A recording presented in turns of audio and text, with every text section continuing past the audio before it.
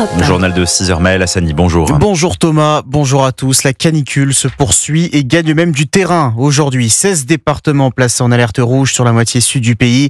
Une soixantaine en vigilance orange. Seul le quart nord-ouest sera épargné.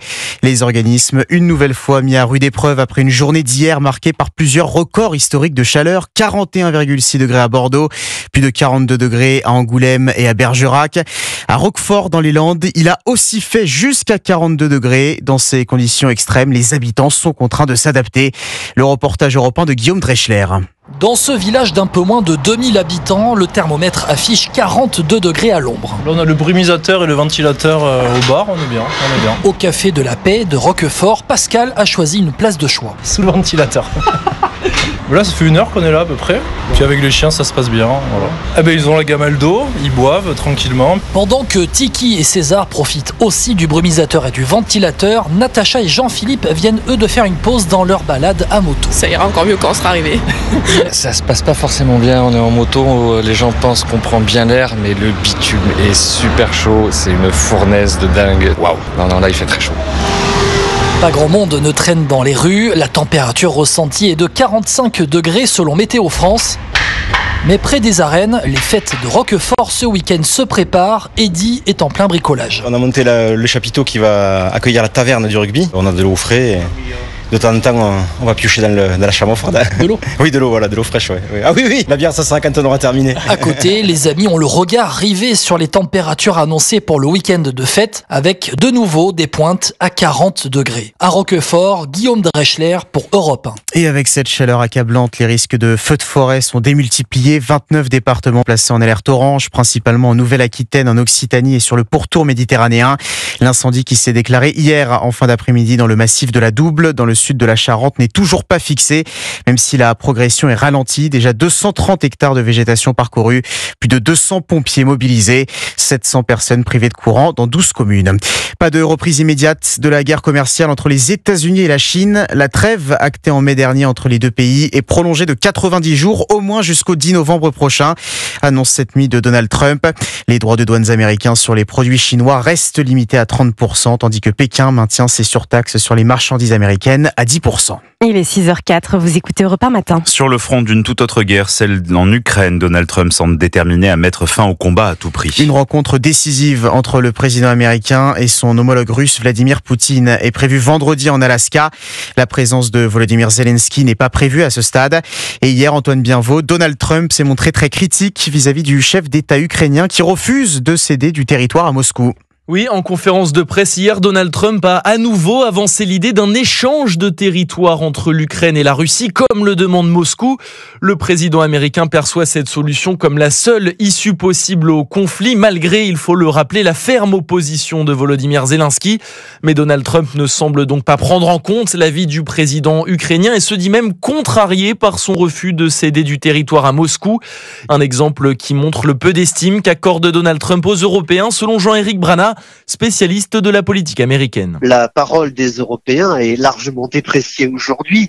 Je crois que c'est totalement secondaire pour Trump. Donald Trump fait du transactionnel vis-à-vis de l'Europe. Il les considère comme des concurrents et non plus comme des alliés. Et c'est bien la différence avec l'administration précédente. Les Européens auront tout de même une dernière chance de convaincre Donald Trump demain lors d'un échange prévu entre le président américain, l'Union européenne et Volodymyr Zelensky, avec l'espoir de ramener Kiev au centre des négociations et d'éviter un accord trop favorable à Vladimir Poutine. Antoine Bienvot, concernant les affaires intérieures, Donald Trump fait de la lutte contre la délinquance à Washington l'une de ses priorités.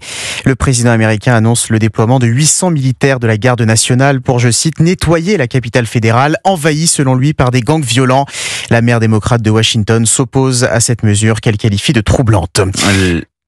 La stratégie israélienne à Gaza, vivement critiquée en Europe. La chef de la diplomatie de l'UE condamnait hier soir la frappe israélienne qui a tué 5 journalistes d'Al Jazeera présentés par l'État hébreu comme des membres du Hamas.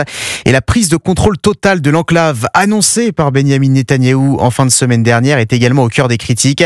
La chef du gouvernement italien Giorgia Meloni fait part de sa profonde préoccupation et Jacques Serret, Emmanuel Macron exprime aussi une vive opposition. Oui, depuis le fort de Brégançon, Emmanuel Macron suit de près la situation situation au Proche-Orient et notamment le projet des autorités israéliennes d'une expansion de leur opération militaire à Gazaville.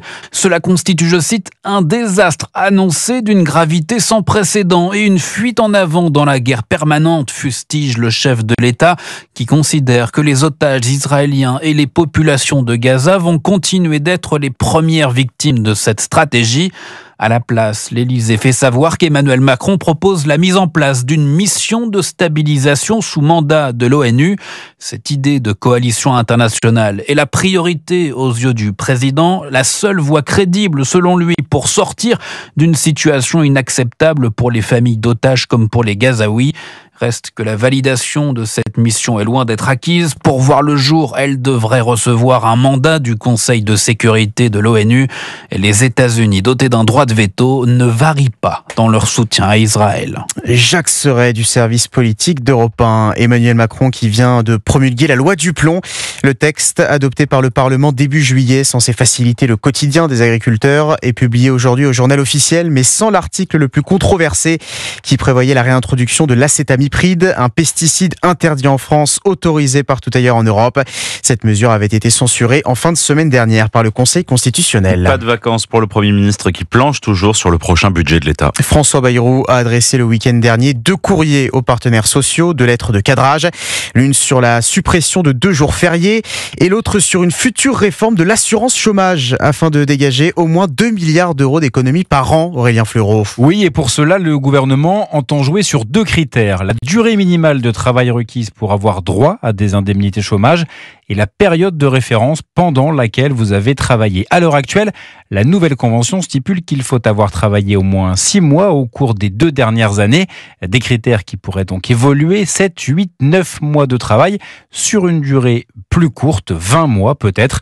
La France pourrait donc s'inspirer de certains de ses voisins européens. En Suisse ou au Portugal, il faut par exemple avoir travaillé 12 des 24 derniers mois.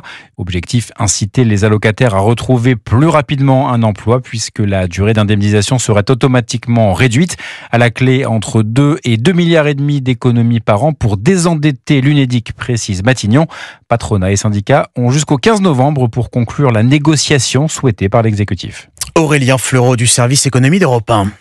Vous écoutez Europe 1 matin, il est 6h09. C'est une question qui revient désormais chaque été. Comment suivre la Ligue 1 de football cette saison ? Oui, il faut dire qu'après plusieurs fiascos, les diffuseurs changent quasiment chaque année. Et pour cette saison 2025-2026, la Ligue de football professionnel lance sa propre chaîne Ligue 1+. Les abonnements sont ouverts depuis hier, Laura Legault. Oui, la plateforme se fixe un objectif, atteindre le 1 million d'abonnés d'ici la fin de la saison. Pour convaincre, la Ligue de football professionnel veut mettre toutes les chances de son côté. Ligue 1+ sera disponible sur la quasi-totalité des plateformes et fournisseurs Internet. Autre avantage, le prix, avec des tarifs promotionnels et des offres pour les jeunes, comptés entre 10 et 20 euros par mois. Et la chaîne ne se contentera pas de diffuser les matchs, comme l'explique Jérôme Casadieu, directeur éditorial de Ligue 1+. On va aussi proposer quelques contenus. On va soigner les avant-matchs, on va soigner les après-matchs, mais on va aussi ajouter au fur et à mesure un certain nombre de contenus différents pour donner envie à des gens qui se sont peut-être sentis un peu plus éloignés de la Ligue 1 de revenir vers ce championnat. Seul inconvénient, 8 matchs sur 9 sont disponibles en direct sur la plateforme. Pour voir le 9e, il faudra s'abonner à la chaîne qatari BeIN. Et la création de Ligue 1+ arrive dans une période morose. En 5 ans, 3 diffuseurs du championnat se sont succédés. Ligue 1+ devra donc tenir, d'autant que de nombreux clubs du foot français sont sous tension financière et leur bonne santé dépend aussi de cette plateforme. Laura Legault et le grand retour de la Ligue 1 de football, ce sera vendredi soir à 20h45 avec l'affiche Rennes-Marseille. Et puis si les chiffres du tourisme à Paris devraient être bons cette année, prendre le métro peut s'avérer particulièrement compliqué pour les visiteurs d'un jour. La raison, la fin progressive du ticket en carton censé disparaître totalement d'ici à la fin de l'année au profit d'une carte ou d'une application mobile. Mais la transition est parfois un peu chaotique, comme l'a constaté Mathis Lang pour Europe 1. Cela fait quelques jours que Caroline, originaire des Pays-Bas, visite Paris avec une amie et pour prendre son titre de transport, elle a été quelque peu déboussolée. Je suis déjà venue à Paris et donc j'ai dit à mon ami « Oh, il y aura les tickets papier ». Et du coup, j'ai été un peu larguée quand j'ai dû me débrouiller avec la carte. Si la carte rechargeable se généralise, en effet, certaines stations continuent de proposer à la vente les tickets papier. Mais problème, d'autres, les plus récentes, sont dotées de portiques qui ne les acceptent plus. Alors, pour éviter une gymnastique du cerveau, cerveau, cette Danoise a opté pour une autre option. Nous avons acheté un abonnement pour la semaine et c'est très simple. Ça nous a coûté 90 €, je crois.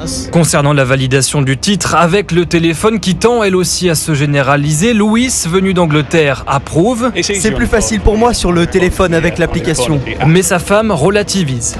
C'est difficile si on n'est pas habitué à la technologie. Pour les plus âgés, ça aurait été mieux de laisser les tickets. Les jeunes, eux, ils ont toujours leur téléphone. Mais s'il n'a plus de batterie, mieux vaut avoir des tickets papier. Touriste ou pas touriste, il reste quelques mois pour utiliser ces derniers tickets. En fin d'année, ils seront complètement bannis. Le reportage européen de Mathis Lang dans le métro parisien. Merci Maël Hassani. 6h12 sur Europe 1.